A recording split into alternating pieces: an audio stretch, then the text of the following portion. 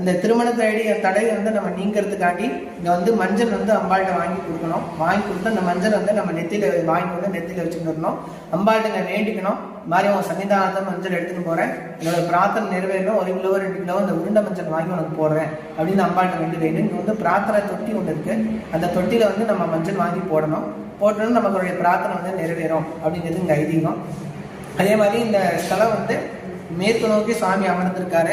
சுவாமிக்கு நேர் பின்னாடி நரசிம்ம சுவாமி உள்ள இருக்காரு. மூலஸ்தானத்துல நரசிம்மர் இங்க விசேஷம். தன்னுடைய உக்ரம் தனியிற வரைக்கும் இங்க சுவாமிகிட்ட இருந்து சாந்தமா இருக்கு சுவாமிகிட்ட இருந்திருக்காரு.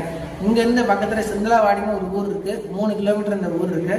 அந்த ஊர்ல நரசிம்ம சுவாமி தனியா இருக்காரு. அங்க யோகத்துல அமர்ந்திருக்காரு நரசிம்ம சுவாமி. அதாவது அங்க யோகத்துல இருக்கனால அங்க பத்னி கூட இருக்கக்கூடாது அப்படிங்கிறதுக்காண்டி மகாலட்சுமி தாயார் இங்க இருக்காங்க.